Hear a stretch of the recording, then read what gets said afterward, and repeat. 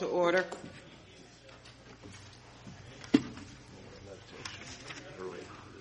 For the City Council meeting of Wednesday, March 7th, 2018, 9 a.m. Ms. Arrington, Ms. Allen, Mr. Kowski, Mr. Mirsky, Ms. Schaaf, Mr. Winarski, Mr. Witherspoon.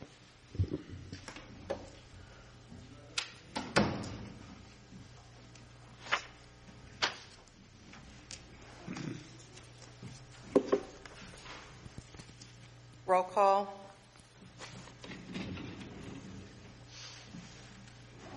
Moment of silence and the Pledge of Allegiance. Madam President, Yes, sir. I'd like to, while we have our moment of silence, just recognize in a special way Mr. Stan Brzezicki. Stan was a baseball coach at Cathedral Prep and a lifelong resident of Erie, and he made a big impact on a lot of young men at Prep and then his career over at Iroquois High School. He was a good man, and he just passed away recently, so in our moment of silence, if we could keep him in our thoughts.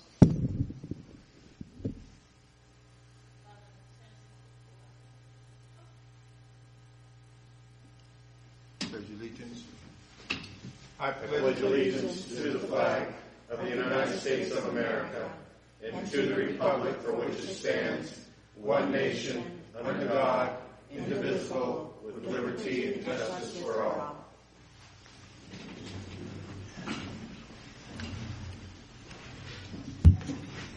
Approval of minutes from the City Council meeting of Wednesday, February 21st, 2018.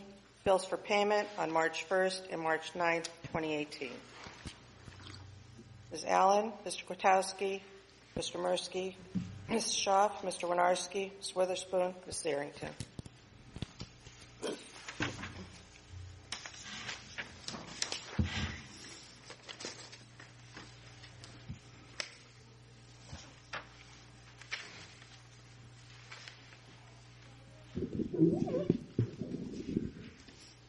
Are there any repository sales? Are there any repository sales? Last time, are there any repository sales? That leads us to citizens to be heard.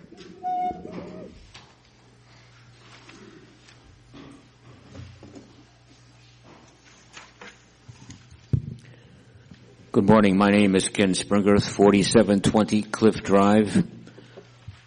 I'm here to talk about a Pennsylvania Public Utility Commission hearing. They're going to have a public hearing in Erie Tuesday, March 13th, 1 p.m. and 6 p.m.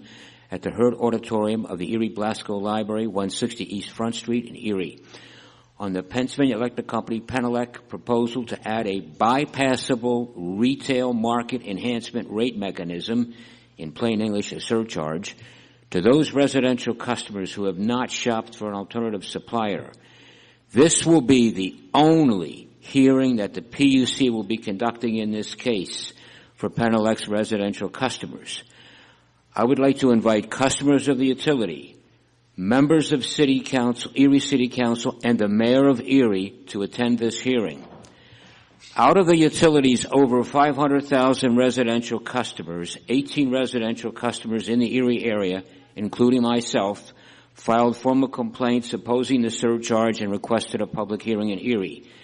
Because Erie has the best attendance of any city in Pennsylvania on PUC hearings, plus the help of State Representative Pat Harkins and Father Jerry Pescara, we were able to get this hearing. When Pennsylvania started the Electric Choice Program in 1996, I loved it. It was great because there were savings that could be achieved by switching suppliers. But in recent years, it has become a nightmare.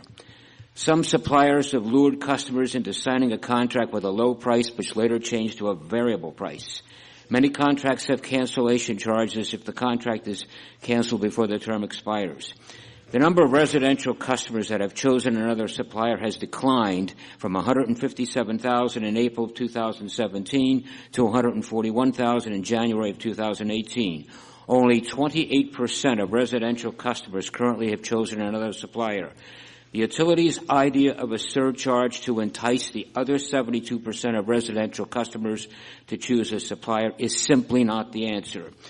Residential customer choice needs to be changed as follows. 1, only permit fixed contract prices. 2, there must not be any cancellation charges if the contract is canceled. No advance reservation is needed for the hearing. If you, as a customer of Penelec, want to testify, all you have to do is request your testimony to be sworn in so it becomes part of the record, request the surcharge be denied, and that the program be simplified.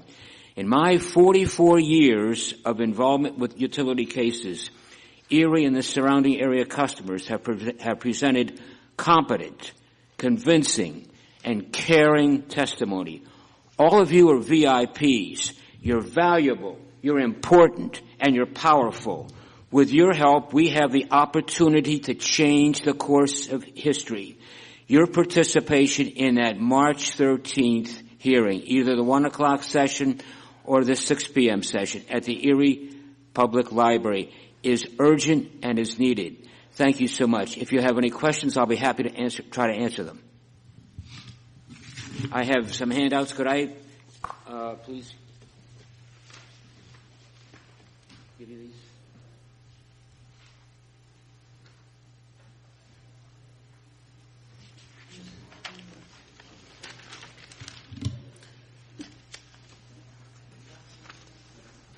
If one read for seven, and then one for Mayor Joe, please. Good morning, Madam President, Mayor Joe, and Erie City Council, and the residents of Erie. 20 years ago, I came out of the closet. And along the way, as a Roman Catholic, it was indoctrinated to me about the golden rule. Do unto others as you want done to yourself. Luke chapter 6:31. Now, what I'm passed out to you is statistics, a petition, and links that could help you on City Council and Mayor Joe to draw up an ordinance for gay conversion therapy ban. Now, we have a problem with our youth. And I see that we have Mrs. Arrington, who deals with teen violence, who deals with teenagers on a daily basis. Well, what about the LGBT youth?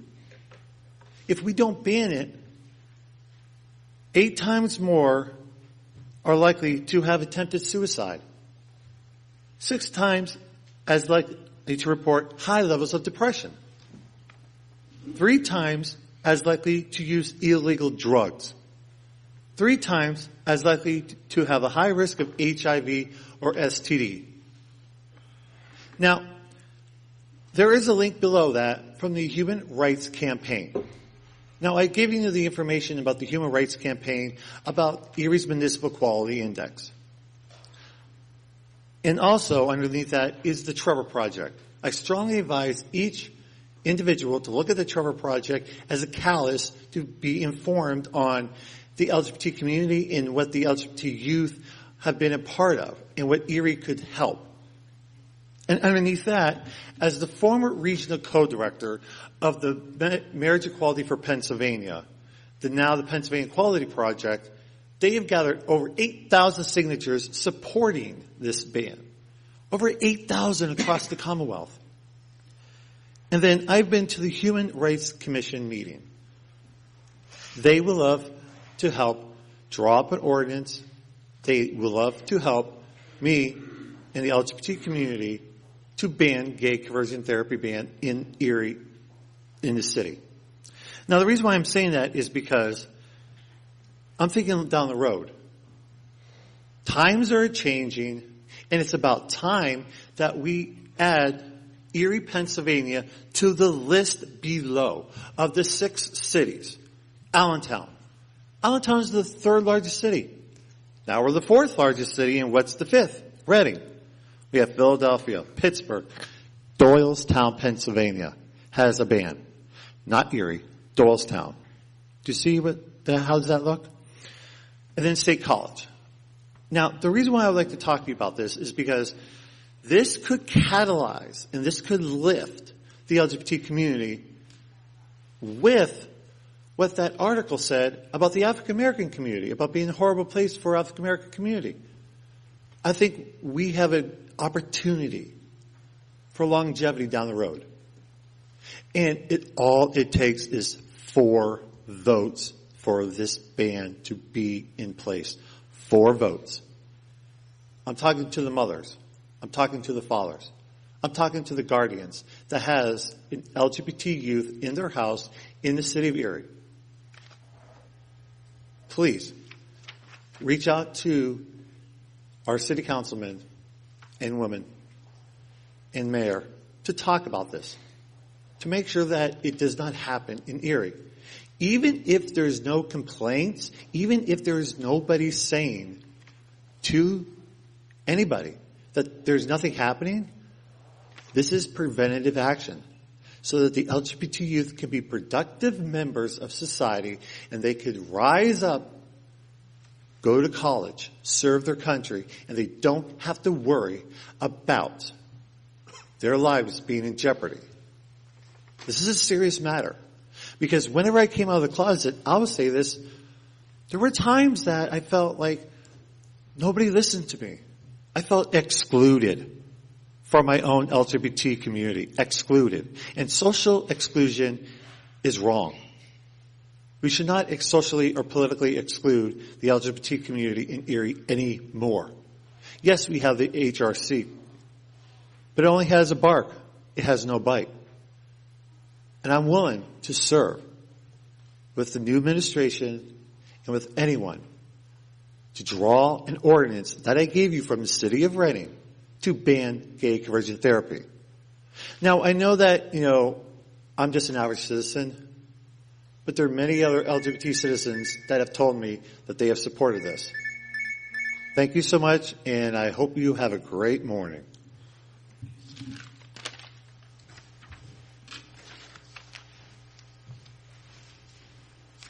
Yes, good morning. Good morning. My name is Roma Johnson. I reside at 333 East 26th Street here in the city. Our block has a problem. Hope you can help us with it. It all started in July of last year. I was given a citation for tires being in front of my house, which I did remove. I called someone at the city shortly after. A gentleman named Frank came out and talked to me. He told me that when the city did the highway, that they did not put up curbing. Excuse me, can you pull the mic down? Because some of the council members can't hear you. Thank you. About that. He told me that when they did the street, they didn't put up a barrier. Therefore, water comes in the yard. Now, this is the block between German and Parade. Primarily, the water gets mostly in my yard. As you're going down the street. Children have to walk in the streets to avoid the water. If someone were to get hurt, it would be on me, not the city. I'm here this morning to truly ask you for your help. The administration says it wants to be transparent. Let's see if that is true. If you can help us, my neighbors and myself, and drive down the street, or just, knock on my door, I will trace you to where I'm talking about. I share my problems with you this morning because we really need your help. Thank you very much. Madam President, can I have your address again, please? 333 East 26th Street.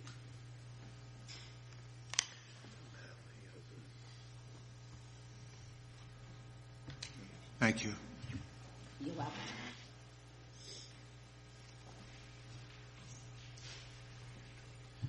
Good morning. Adam Trott, 531 West 6th Street. I have a handout for City Council.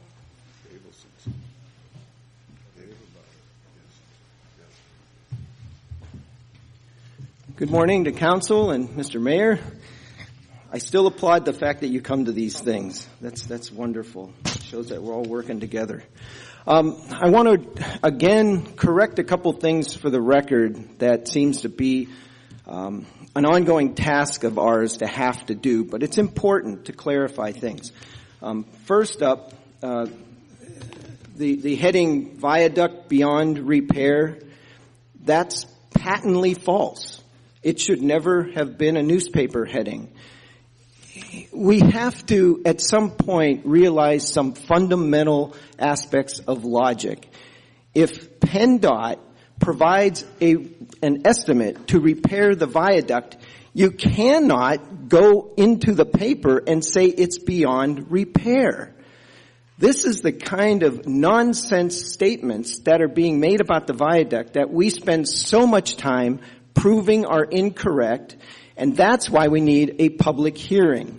It's to stop this nonsense and do things based on fact, not on false innuendos or grossly prejudicial misstatements like beyond repair. That's just beyond me how someone could say such a thing. So please, let's refrain from doing that. And if there are advisors giving you that to say, please cut them off. They are not being factual.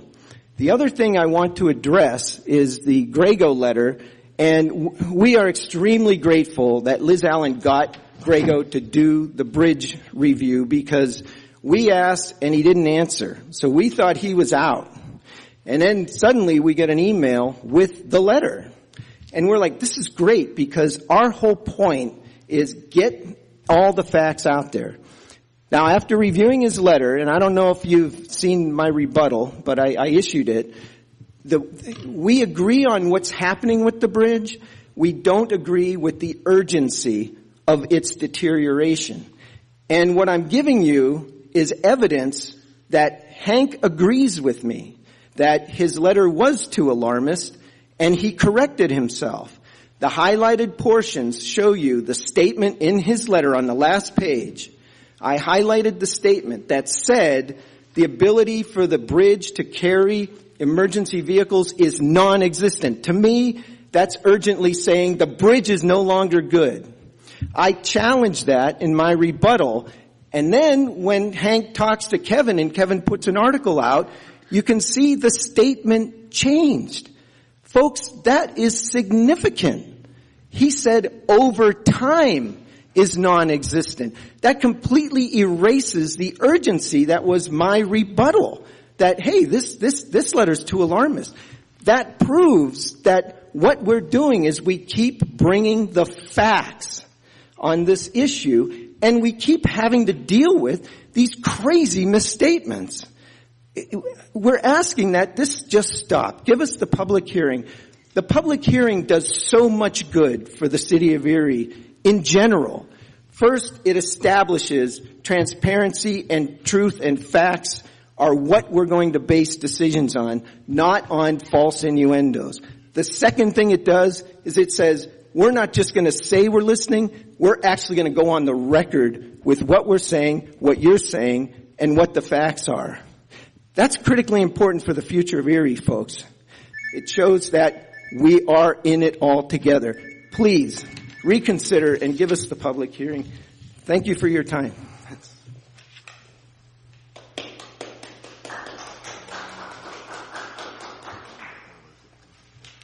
Good morning. Kevin Pastevka, 722 East Grandview, City Side. So I guess I just want to echo the sentiments the last speaker just put out there. When you look at an issue,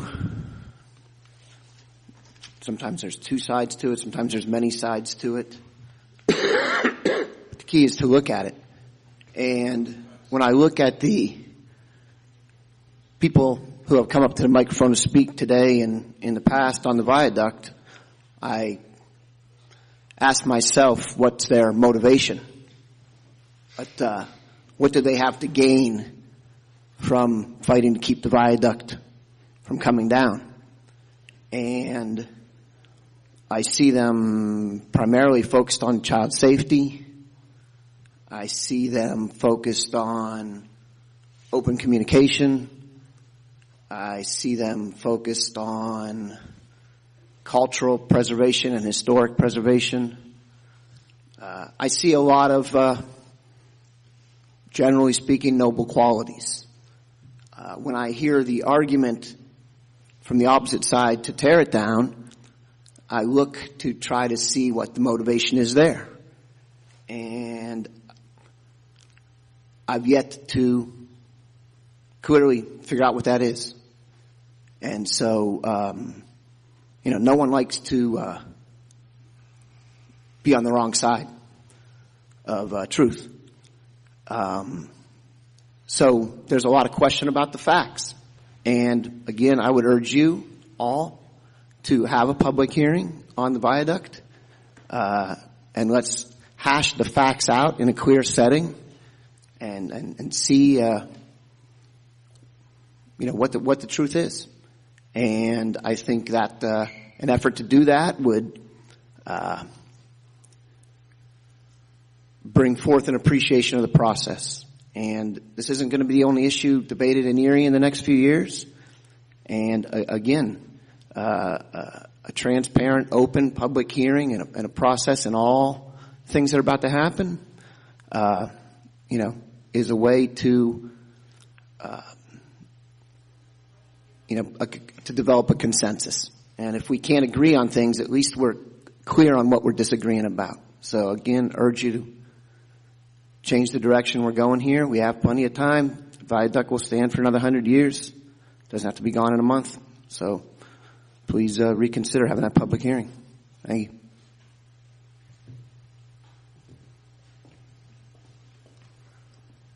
you. Art Leopold, 5341 Apple Grove Lane, Erie, PA. Madam Chairperson, Councilman, and Mayor Joe, thank you for being here. I was trying to think of how to approach this that I haven't. I've spoken between myself, City Council, different people numerous times. And I'm going to bring the word accountability to us. Obviously not my word. It is a word that Mayor Joe has said numerous times, that he will be in administration and put forth ideas that can be made accountable. And I respect him for that. And Joe, I respect your position on the viaduct. I think you've been at it a long time. And to say it is not a measured and intelligent approach, not true. But I think what is missing is the accountability aspect. We have had numerous meetings, unaccountable meetings regarding the viaduct, but we've not had a public hearing. And a public hearing is a setting that people put forth ideas, and they have to be able to back them up with facts. And they have to put them forth for the public record, and they have to be made accountable. And I submit to you, without a public meeting, we've not had that accountability. You've not presented that. One group, one facet, has been able to put forth questions and ideas, and the other group, not to be accountable on the record, has been able to state what they state. In a public hearing, questions can be asked, answers can be made, and they need to be made accountable for the facts. And so, it's probably no surprise, I continue to support the need for a public hearing. And I would suggest to those councilmen and esteemed president that perhaps what we need to do is continue to push for that public hearing, regardless of the vote that has come up. Because this is not the end of it until the wrecking ball swings, which I hope is at least delayed, if not something that swings in the favor of a group that's been advocating to do something positive with the facility that we have. I also greatly support the LRTA enhancements that the CBA Coalition presented last week, and a lot of discussion was made the last council meeting.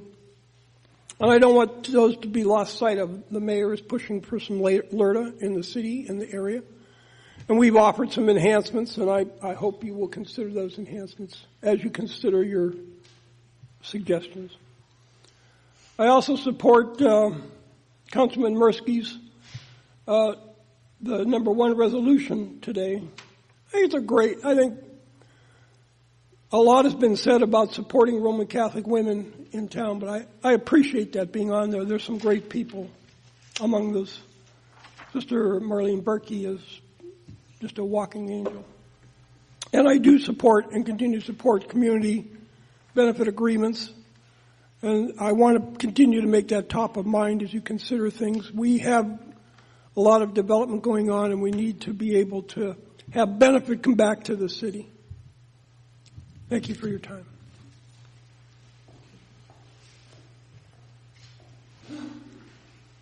Hi, Doris Apolla, 8640 East Lake Road, social justice advocate.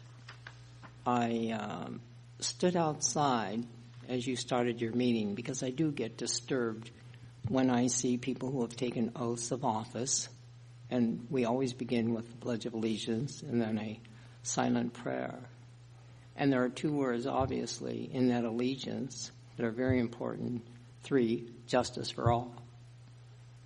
And then the silent prayer. I don't know to whom you answer for your prayer, but it should be for the good community and people who are in need.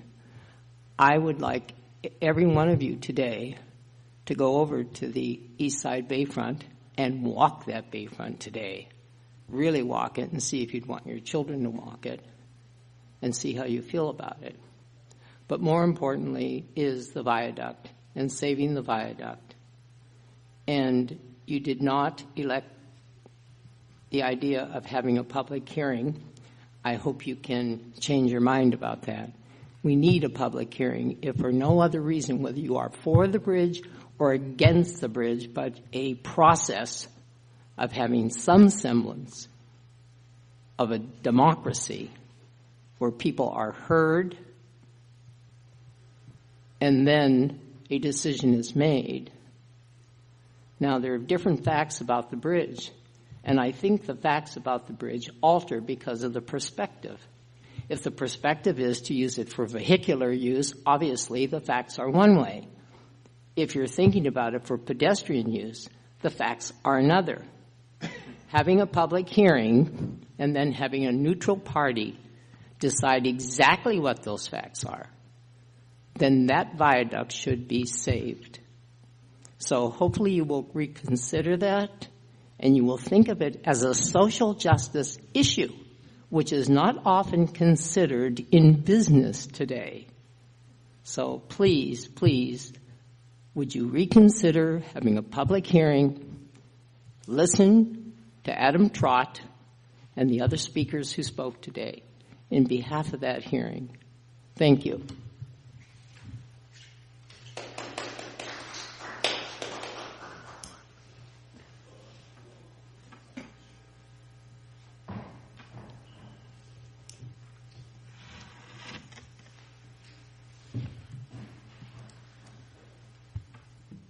Good morning, Council.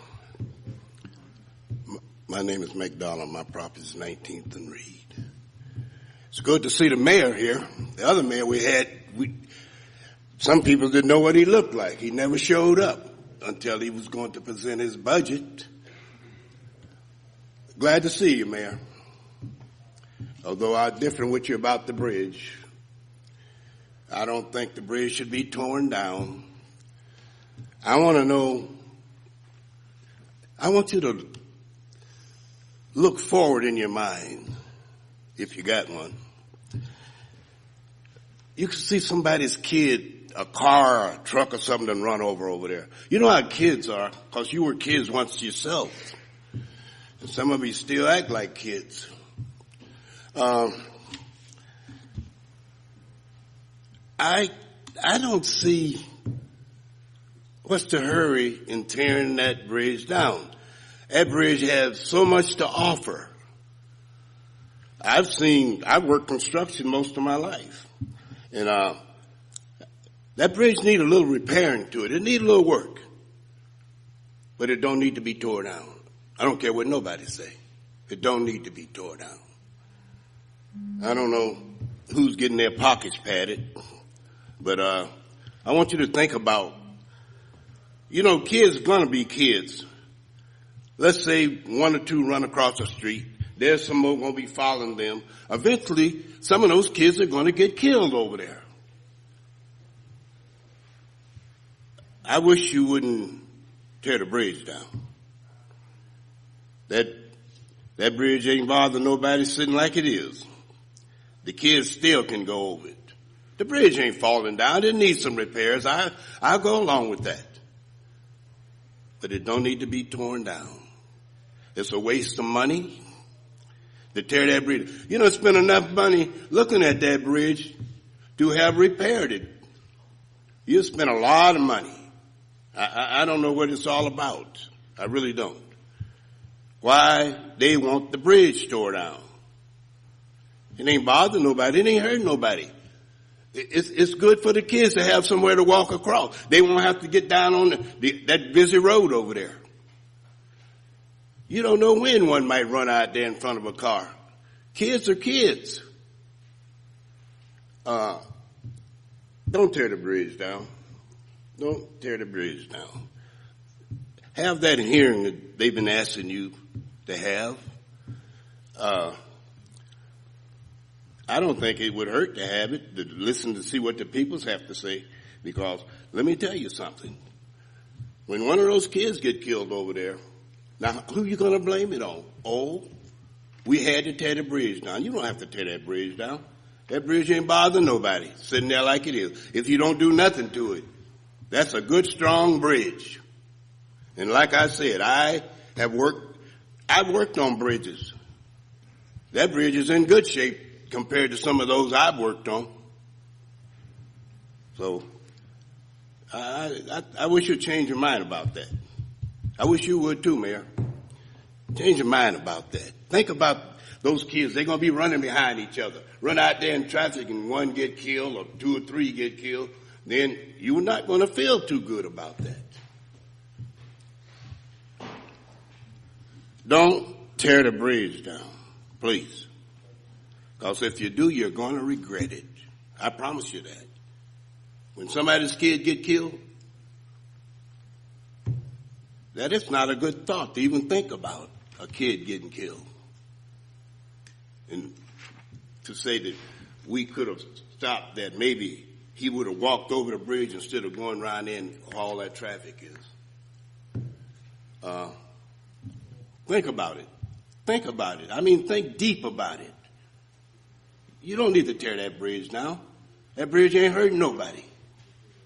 Thank you for your time.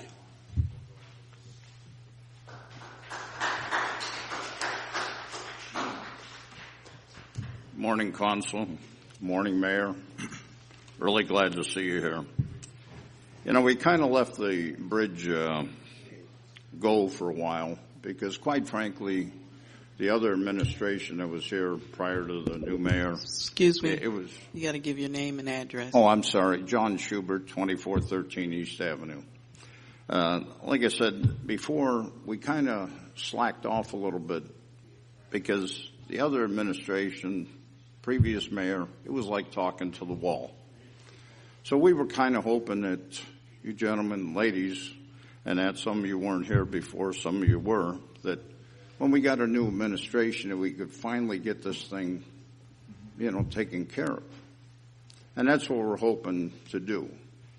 Like I said, all you folks, when you run for office, and I've had a number of them, had called me, talked to me just recently, since the new mayor's in, that had said, hey, when they were out running and campaigning, you said you were going to help us on this bridge. So now, what's happening on there? The folks are trying to get a decent sit-down meeting in that, and we're not against the mayor. Quite frankly, and Consul, we want to work with you. We're not trying to buck you or anything. It's just a question that east side is very vital to have that viaduct. The kids, like I said, if any one of you had a child walking that street, the Bayfront, like the previous one said today, quite frankly, I wouldn't want one of my kids walking there. Most of you on there don't have, children and that. Some of you don't even live in the area anymore. but every one of you had told me personally that you were in favor of the bridge. We had those radio shows or TV shows and that, come on in and talk and support and everything. What happened? All of a sudden, it goes in reverse. Like I said, the reason we backed off a bit was the fact that we thought with the new administration there'd be a better guiding light. And obviously, right now, it doesn't really look that good. You know, it's like the two hospitals. Instead of them working together, they're fighting one another. One's going to build a cancer center. Another one's going to build another cancer center. Why can't they collectively sit down? Because like I said, this is our city. All of us. You, me, every one of us. And that. So it's just a thing that all we're asking for is to sit down and get the facts. A lot of the facts that honestly that you've been given are terrible. They're really bad. I've been under the bridge, looked at it. The biggest problem that bridge had was the maintenance. And again, I told you this before, I talked to the workers. They were never instructed to seal up the seams. They were never instructed to clean out the drains. That's basically the worst part of the bridge. Once you seal them up and you start making some repairs and that on there, we have a structure that's going to be there for a long, long time. Many years, you know, it's, I drove that thing back and forth and what have you. And that. You know, we had a mayor years ago, he put in a transitway mall. He realized afterwards that he made a mistake. He had enough sense to go ahead and have that transitway mall tore out. We have another situation. You got the bump outs. Some of the crazy lightings that we have in this city. Those bump outs are nothing but a pain in the butt for anyone trying to park a car or that. You know, we wish somebody would have enough sense to get those out of the way. But like I said, the big thing is we're not against any of this. And like I said, we're really grateful for the new mayor, particularly in having an operator. That really helps, you know, down there. But that's the thing, folks. We're not against any of this. All we want to do is get a nice meeting, sit down where you have the facts, because it's always been one-sided. And if you don't collectively sit down, you really don't know what the problems are. So that's basically what I have, you know, pretty much to say is, you know, again, we'd really like to sit down and iron this thing out, because that bridge isn't going anywhere. Like I said, it's the safest way right now for the kids to walk. It really is. And I think most of you know that. And we have the money. There's over $1 million that could be put into repairs immediately on it. Thank you.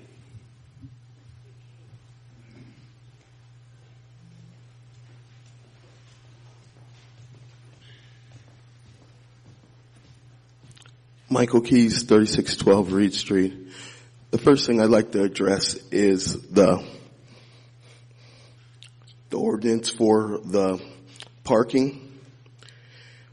Maybe you don't understand, you know, probably of the $800,000 that's collected in tickets, you know, most of that is collected in our city on the streets between 2 and 30. When you raise the rate on them, you're raising the rates on the people who don't have driveways, who don't have off-street parking, who ironically are some of the same people who use the bridge.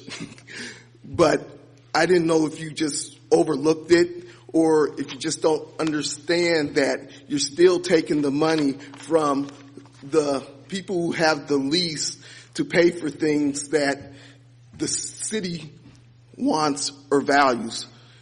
And while I know you're at your second reading, you know, I would love to see it revisited at some time where, you know, the money that's collected downtown go for the downtown improvements, and that the additional burden not be put on our citizens Our citizens pay taxes. Our citizens have a hard enough time.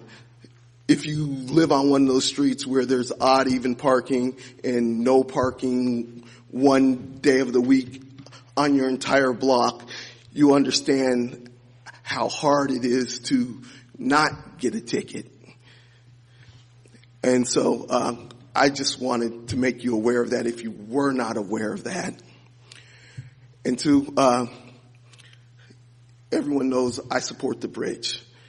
And I just think it's ironic that I know the three people who have walked the Bayfront Connector also want to keep the bridge. And, you know, way back in June, we were asking City Council to walk the Bayfront Connector and walk the bridge. The weather's a little adverse now, but there's been time and space for that to have happened.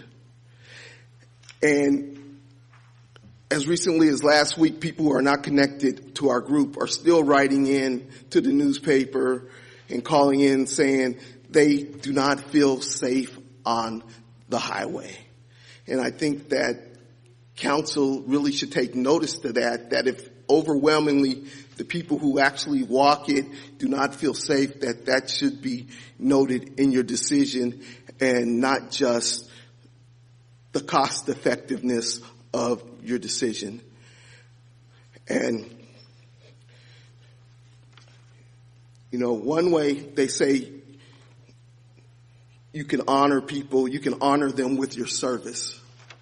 And that's not lip service. The Sisters of St. Joseph's, the Benedictine Sisters, and the Sisters of Mercy would like to keep the bridge. So I ask those who are in the faith, honor them with your vote.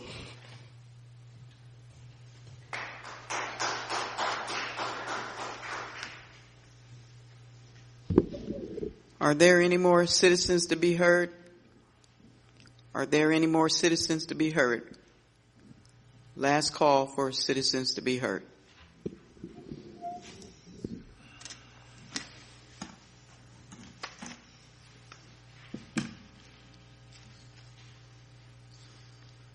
That takes us into ordinances, final passes. Okay, it takes us to final passage on Council File number 15616, official ordinance number 7, 2018. An ordinance amending Part 5 Traffic Code, Title 5, Article 521, Article 523, and Article 530 by increasing penalty provisions, redesigning off-street parking facilities, authorizing the issuance of parking permits, deleting reference to the City of Erie Traffic Court, and adding Article 531, administrative reimbursement. Madam President? Yes, Mr. Mirsky. Just a couple things on this. There was a comment from a citizen to be heard about raising the rates, and I just wanted the community to know that it's been over a decade since we've raised the rates, and we don't take raising rates lightly. George Bush, W. Bush, was president the last time we raised parking rates, and what we're doing with the money is reinvesting it into the system so that we give people an opportunity to pay using the currency that they use today, which is debit cards, cell phone payments, in addition to cash. So the rates are not to fill city coffers. The rates are not to gouge taxpayers. The rates are to reinvest into the system so that we have a parking system that mirrors parking systems in the finest cities across America. And I think that that's a good thing. That's not a bad thing when we are reinvesting in our downtown. That is a good thing. And also, I just wanted people to know that we don't take raising rates lightly. These rates are still below the state average for cities our size. We did do the studies on this, and we are still under Allentown, Reading, Scranton, and those areas. So we are very cognizant of the rates that we apply to people. And also it's a user fee in the sense of if you don't get a fine, you don't pay. So that's the other thing. So it's a user fee for the service and the system. And what it did, someone also mentioned the Downtown Transitway Mall. The way the city paid for it was through the parking authority, and the parking authority is the one who tore it out using the money generated from the parking meters that we installed on State Street between 10th and Perry Square. So when we generate revenue off of the parking authority, it is reinvested in our community. Thank you. Are there any more comments? Okay, that takes us to the vote. The final council file ordinance bill number 15616 and now known as official file ordinance 7/2018 be finally passed by the City Council. Ms. Allen, Mr. Kwiatkowski, Mr. Mirsky, Ms. Schaaf, Mr. Winarski, Mr. Witherspoon, Mrs. Arrington.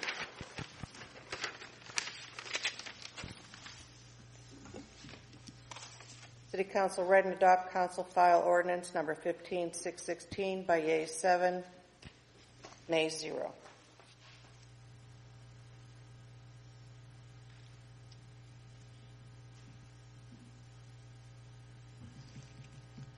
Ordinance for first reading. Council file number 15618. An ordinance appropriating the sum of $8,000 from unappropriated and anticipated revenue and providing for the expenditure thereof for the Erie Fire Department. Donation from the Star Athletic Club.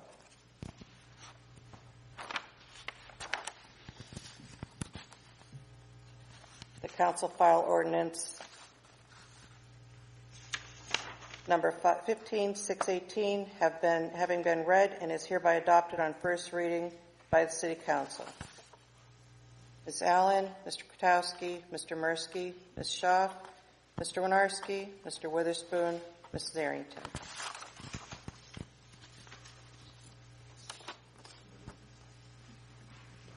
City Council read and adopt council file ordinance 15618 by yeas 7, nays 0 on first reading.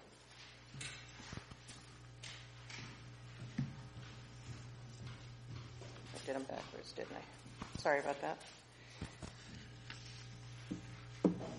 Council file ordinance 15617, an ordinance appropriating the sum of $15,000 from unappropriated and anticipated revenue and providing for the expenditure thereof for the Erie Police Department. Donation from the Star Athletic Club.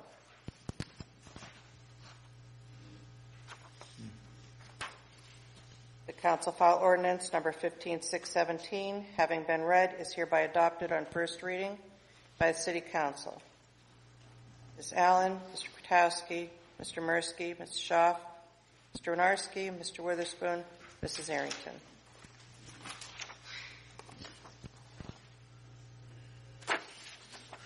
City Council read and adopt council file ordinance number 15617 by yeas 7, nays 0 on first reading.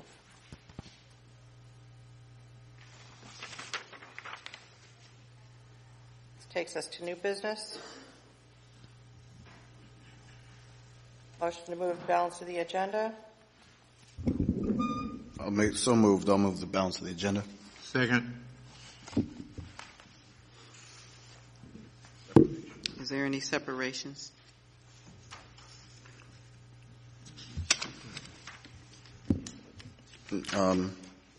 I'll just do it in my committee report. We don't have to separate out number one, but I'll do it during my committee report, so we leave it in. Moving the balance of the agenda, Ms. Allen, Mr. Kwiatkowski, Mr. Mirsky, Ms. Schaaf, Mr. Winarski, Mr. Witherspoon, Mrs. Arrington.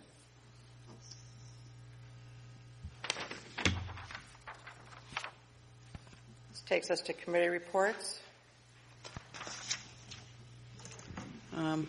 We're going to start with Mr. Mirsky. Thank you, Mrs. Arrington. Just a few things to report. We have a Convention Center Authority meeting coming up this week, and so we'll have a full report on that. I reported that out at the last evening meeting. I did want to just address the sisters. I'll be presenting to Sister Marlene Berkey, Sister Mary Claire Kennedy, and Sister Rita Brockie at Mount St. Benedict out in Harbor Creek on March 11th at 2 p.m. The public is invited to Women Who Are Called.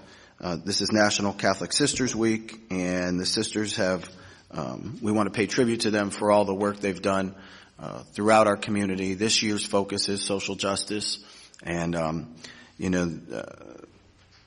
the sisters, wherever they're called, they respond to the needs of the times. And they were in education for many, many years. And most of us who went to Catholic school were taught by at least one sister. And a lot of them have made a big impact in the community. And for many years, they didn't get paid, or they got paid a small stipend for the work that they did, and they worked tirelessly. And as the times changed, the sisters responded to the needs. And they've always challenged us as a community to do better and be better. And I think that, one of the things that as we move forward, we're not always going to agree, but the sisters always challenge us to be the best versions of ourselves. And I don't believe you just recognize someone because you agree with them. I believe that you recognize people for the good work that they do. And the sisters do very good work in the community. And these three in particular, I've worked personally with Sister Rita and Sister Marlene. Sister Mary Claire I don't know as well, but they're excellent women who have challenged us by working with the poorest of the poor and standing up for the voiceless. And we do want to recognize them as a city because they make our city better. Thank you.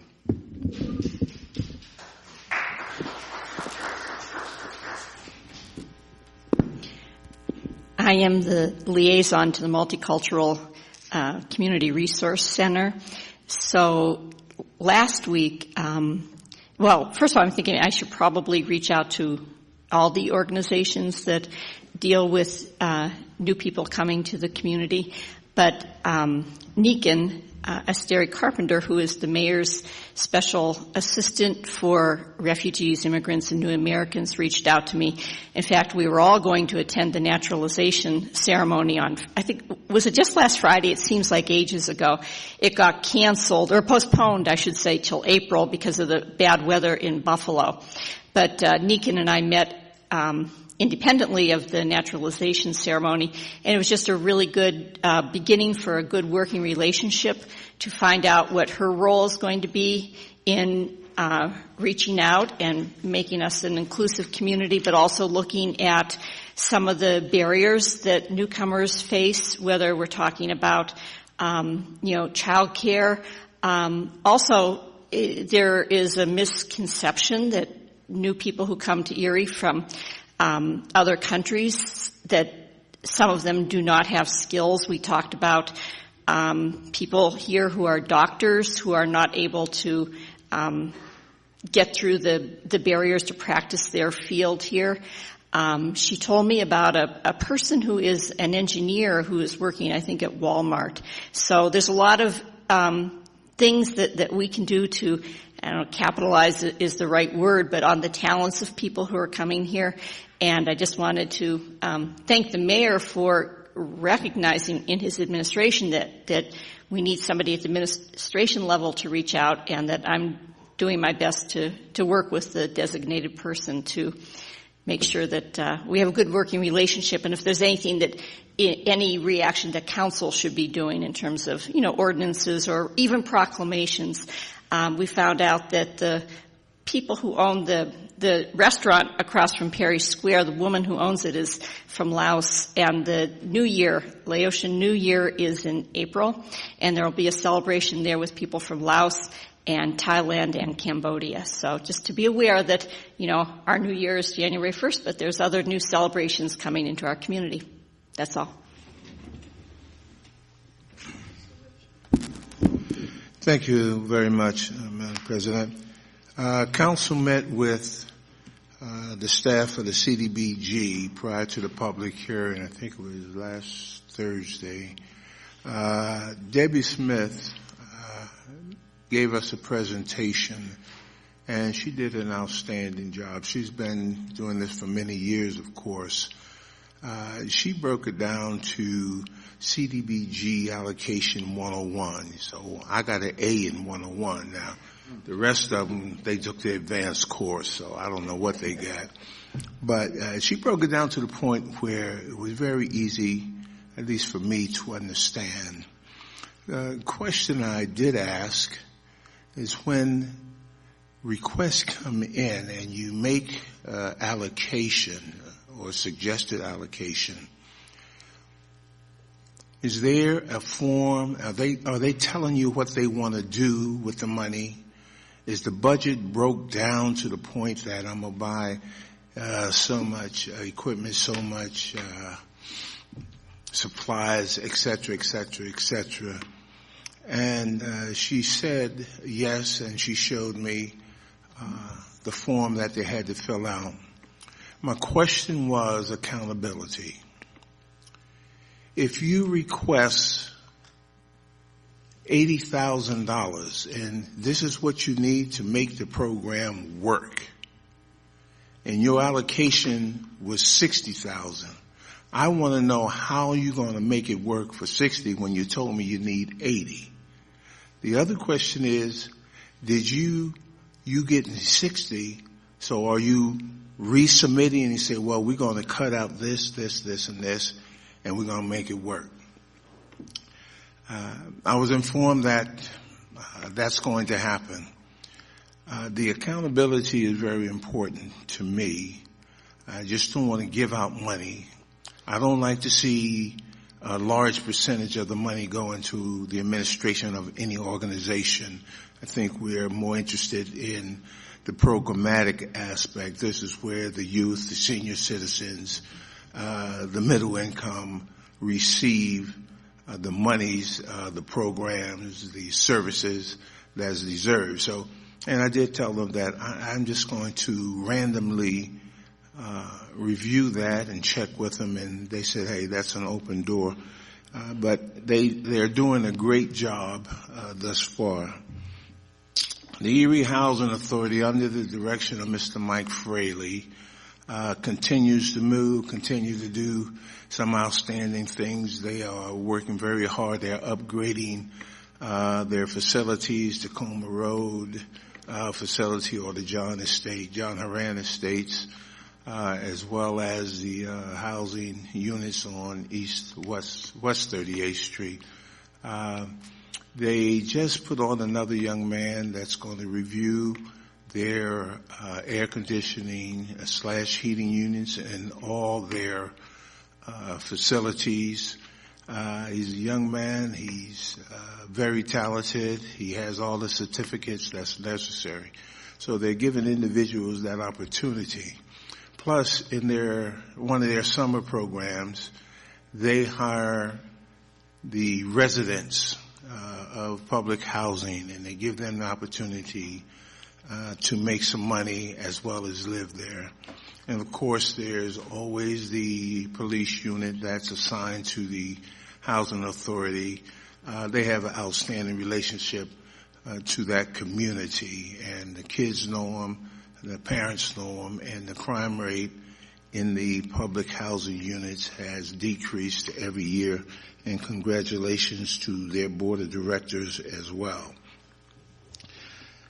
The summer basketball league that I have something to do with, this year we're celebrating the 28th year up at East 19th Street. Last year we tried to expand it down to the Bayview Park, and it was successful. We're going to do the same thing this year, but it's going to have the title Spoons League simply because I guess I started it. But I want to begin to transfer that over to City Recreation Program Spoons League. I want to turn that over eventually within the next 2 years, and it becomes a city rec program. Therefore, the city could hire college students coming in for the summer and some community folks to keep it running. I'll be there as a consultant, $0. I'm going to just throw my time in. But it's set, it's ready to go. We have partnership with Gannon at the Bayview, so they can pick up some of the courses, costs, whatever we need to do down there. Finally, I have two more presentations to make to two organizations that supported the league, and that'll be on next agenda. But there are 13 others that have chose not to come down and receive their plaque, any public recognition. They just said that they just want to help the community, help the inner city youth. And I want to thank them for that. Again, Mayor, I want to thank you. Even though we just got here, you, prior to being mayor, supported that. And the administration, some of the folks that you kept on board, they supported as well. But I really want to do, in 2 years, turn it over to the city of Erie. And I'll continue to be part of it. But, as you get older, you get slower and your mind go, and it's time to give it up. It's time to give it up. So, Madam President, thank you very much. Jim? Make it short. After that, thank you, Madam President. Few items. Did attend the Port Authority meeting this past week. Naturally, they're gearing up for the summer season. Don John Shipyard had a great winter season with their repairs at their facility. They are going to be replacing or doing improvements to the wall, the seawall at the east side of Dobbins Landing. And I guess it's going the whole length to Rum Runners, but they're putting a big investment into that to do the improvements there. Did attend the EMTA board meeting this past week also. Nothing new to really report there other than with Mr. Tan and they looking for a new CEO. I still would like to get a update for our council and meet with him, and I'm sure he'll oblige. The facility is still moving along quite well, but there again, we've done in the past. We'd like to do it again before he moves on, but just to get an update on the facility on East 14th Street. Naturally, our study session with CDGB administration did present us with a very good, shall we say, budget. Fortunately, we didn't lose too much funding as compared to last year, a couple $100,000. So we're fortunate up there. Things were put before us again. One thing was a concern that I did talk with the mayor about was some of the community policing funding being decreased, but we'll, as a council has before, we'll go with the recommendations of the administration on this one and see how it fits in this year with our city budget. But there again, the administration is new at this. Some council members are new at this. We're open and willing to give things a try for the better of the community. Once again, I want to thank the Star Club. I don't know how many times this is made for them, but they've contributed to the city with their small gaming funds, and it helps. It helps to public safety to get some different things that may have not been in our budget. They both help police and fire. Like I said, not the first time, and we welcome any other civic clubs out there that would like to give some of their gaming money to the city. We will definitely put it to good use in our public safety. In closing, actually, I was at a birthday party with our mayor and probably 7,500 other people, but Frances Olowin Brown celebrated her 100th birthday, and we had the privilege to be there, and just want to, she could be watching out there, but if you are, happy birthday once again. Thank you. Kathy. Good morning. I know Frances. She goes to my church, and she's an awesome woman. I don't know too many people that have reached the Stolot age. I'd like to thank you all for being here. And Ken Springhurst is a remarkable person for all his dedication to the utilities commissions. And I have spoken before at a hearing about 2 years ago, I think, in July. And I plan on going to the one coming up on Tuesday. Thankful for the sisters. My entire education has been around the sisters. My education in grade school with the Sisters of the Divine Spirit, my high school education at St. Benedict Academy with the Benedictine sisters, and Sister Marlene was either my chemistry or my physics teacher. And I'm very grateful to her and all the sisters, and at Villa Maria College, the Sisters of St. Joseph. So I realize their dedication and commitment to all the people. I went to a chamber music on Monday at the Hurt Auditorium, and it was free. And that's basically how I raised my children in Erie, with all the free opportunities that Erie has for the people. And that's one of the reasons I love Erie so much, is because basically there are a lot of wonderful free events. And I always use the showcase as my social calendar, opening it up and finding free events, and would take my kids to Perry Square on Fridays. In the summertime, they had concerts and things. I, as a council person, am very thankful to my husband, because every free moment pretty much that I have in the evenings and whatnot has been going to civic events, meetings, and things in Erie. And we talked beforehand, and he knew that as long as he didn't have to show up at these events, that it was okay for me to do that. So it is a commitment. I also want everyone out there, you know that I did want the viaduct to be saved. I did write about it as a letter to the editor in the newspaper. I have walked it, and it does have my heart.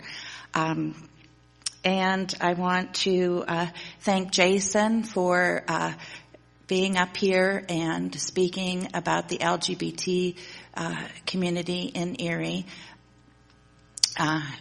You are very committed to that, and it shows by coming to all these events. And I think that's what makes Erie so special, not just the free events, but the people. And we are a great people here in Erie. We are committed to our causes, and it's just a matter of getting out of our comfort shell and working as a community as a whole. So thank you.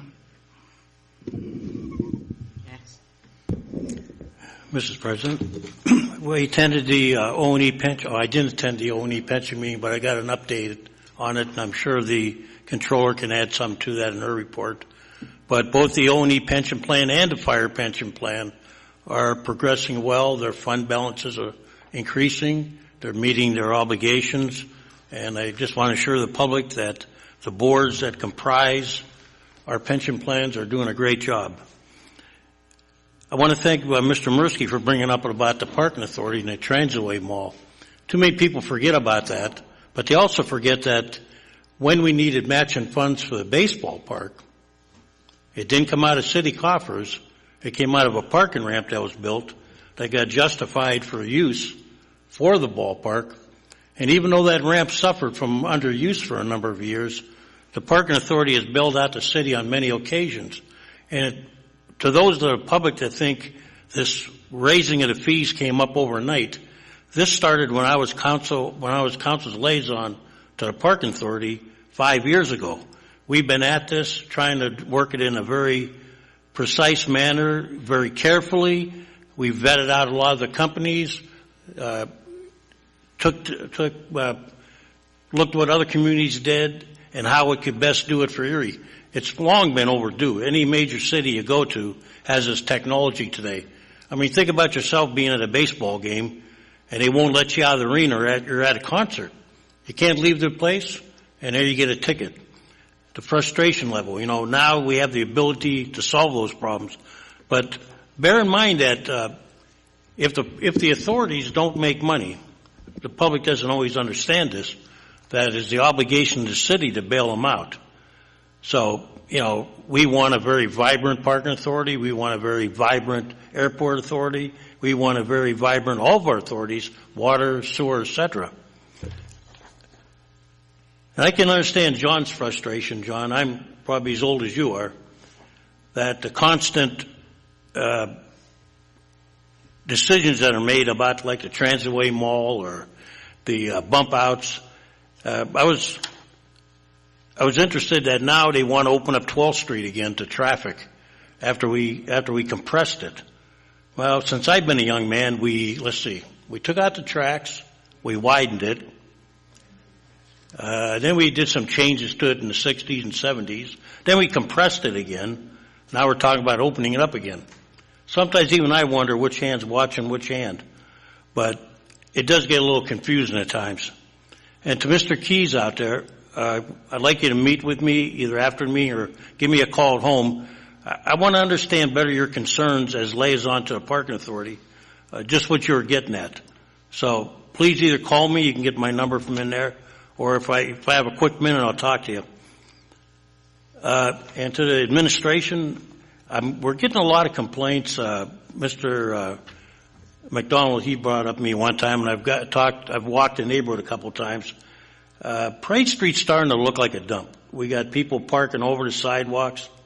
When they brought up about the Nile virus in a letter we had here, we got one company that's got hundreds of tires out in their parking lot. I brought it up a year and a half ago to code enforcement and to zoning that we ought to take a look at how we store tires, because tires are supposed to be, according to the county, and I'm not an expert, they say that tires hold water and water holds mosquitoes.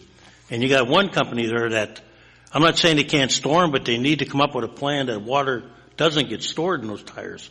But if you just take a ride down Parade Street, and I understand it's wintertime, but now I understand why the people are out in the street with their what do you call wheelchairs and just regular kids walking. We got merchants that are parking where they shouldn't park. We got companies doing business with the cars they're fixing that day all over the sidewalk. Can't have that. Parade Street is no less important than Peach Street, and it's no less important than State Street. So I hope you'll look. I plan on bringing it up with the police chief, but it's causing a lot of concern on the east side. And I know that's not the only street. There's other ones around the community that are starting to be the same way.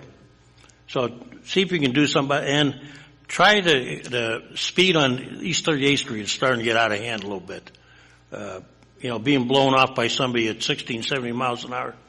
Look, I drive over the speed limit. I'll admit to that. Maybe 3-4 miles, okay? But no one in the world should ever blow by you at 70 miles an hour. Thank you. Madam President. Yes, Mr. Witherspoon. Hey, we all do it. I've had the opportunity of being transported by the transporter on several occasions. I think we ought to have the police out there waiting for him. Oh, you were okay. You told me to go faster, actually. No, I didn't. Yes, you did. You put on L.A. Woman on my car and said, let's speed it up. Okay, I would like to thank our new administration for allowing City Council to be part of the process with the CDBG during the contracts, letting us sit in and see how things work. You know, this brings hope back to our community. And a lot of the agencies that you did award funds to, they work with kids. We say that the children are our future, and this is an investment, you know, going through the community centers, because these are where our kids are. After school, these are where our families go. You know, we have a lot of different programs in each and every one of these community centers, and it's helping our families, our children, our community. So I do want to thank you for allowing us to be a part of that process. And also, too, Bob Mercy couldn't have said it any better about the sisters for National Catholic Sisters Week. Sister Rita, Sister Marlene, and Sister Mary Claire. I respect these ladies and I admire these ladies for the work they have done in our community and they still do in our community. That brings hope back to our community. So I just want to let them know that I respect, admire, and love them all. And congratulations on their recognition. And that takes it over to Teresa. The only thing that I have is we're getting ready to complete the state report and send that off to the state, which is the due date of March 31st. So I'll notify you when that's finally finalized. And that's it. Okay. Mayor, you have anything? Yes, I do. Thank you, President Arrington. I wanted to let you know that we have a job opening for a digital media coordinator position. I have a copy of the job description if you want to get a copy of that later. This person would be responsible for handling the city's, creating and handling social media for the city, as well as maintaining our website. We are still planning to update the website as well, and that will probably be contracted out. We're still kind of trying to figure out what to do there. There's one other position we have open right now. It's to replace the assistant grant administrator. And the work that was done with CDBG that you were all involved with, I was really impressed with how the Community and Economic Development Department under Chris Groner's leadership, and particularly Deborah Smith, the great job they did. Dave Dieter was also very involved in that. The only direction I gave them was do what these funds are intended for, which is to help low, moderate income people and to help areas with blight. And I think they did a wonderful job. And we're taking about $250,000 less into the city's budget from the CDBG so that we could do more of that. And Jim mentioned that. And actually, I would have liked to have done more, but we didn't want to go overboard. And in the future, we may, if this works out well, we may actually try to get more. We are limited on the percentage of money that can be used for different things. But we're certainly hopeful that that money will be approved and that we'll get it after July 1st and be able to implement those programs. Real happy with that. Just wanted to comment briefly on last Thursday that when we had that wet snow that froze on the trees, we had like 9 inches of snow. There were 100 trees down in the Frontier area. And it was incredible. There was also some very large limbs that were down, not entire trees.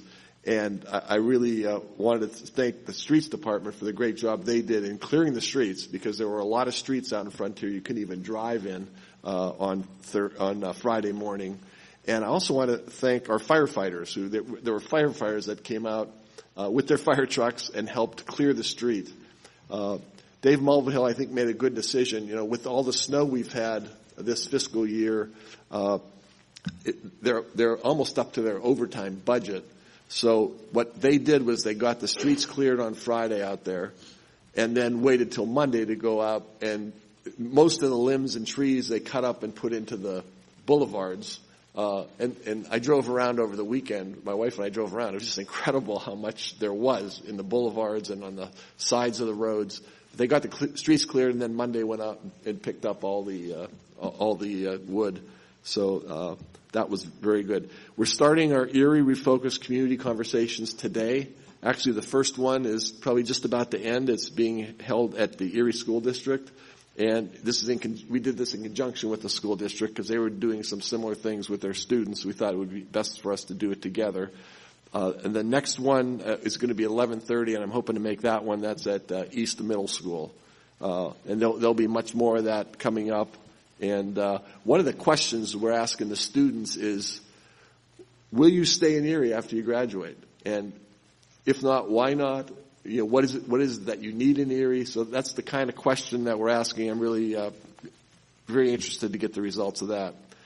As you know, we started a citizen response center that Mas Sala is running for us, and we're going to give a full report on the first month of that next Thursday at our press conference. But I can tell you that in the first 3 weeks, we had well over 100 calls, and I've had very good feedback from a number of the people that called the line. Very few of those weren't satisfied with the first call. I think there may be 5 or 6 that we're still following up on, but I'm really pleased with the way that's working and certainly encourage citizens to call that line. I also wanted to make everyone aware that Serve Erie has one of their incredible days to make Erie a better place this coming Saturday. We're meeting, and I'm trying to recruit a team from the city to go. I will be there. We're meeting at Our Lady of Peace School at 8 a.m., and they're going to transport us to different areas to work. So that's coming up, and Marcus Atkinson leads that effort. He does a great job. Gannon submitted a request to add an additional police officer to their police force, and we have the right to object or to say no, that we don't think they should. But I really believe, and I've talked with a lot of the administration as well as Chief Spizzarni, that another police officer at Gannon is obviously good for their campus. I think it's good for downtown Erie just to have another police presence to deter crime. So I actually sent a letter to Judge Garhart saying not only do we not object, but we really are happy that then endorse them adding another police officer. As you know, I've been trying to improve the service culture here at City Hall, and a week or so ago announced the 2010 rule, which when you're 20 feet away from someone, you're to make eye contact and smile. When you're 10 feet away, you're to say something to the person, whatever you're comfortable saying.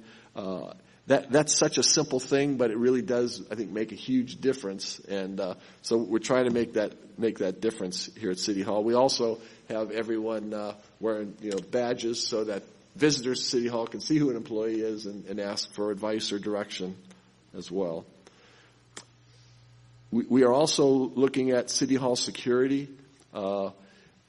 Most public places, if you go to the federal courthouse, if you go to the county courthouse, you've got to go through some sort of security to come in. Right now, we have nothing like that. We do have 2 entrances that are used, so we're in the early discussion phases of what should we do, how should we do it. Part of that would probably also be some kind of greeter to greet people as they come in and give them direction on where to go. But any input on that is welcome as we're still in the kind of formative stages of that. As you know, the Scots have work done on the East Bay front, and we've met with them a couple times over the last couple of weeks here.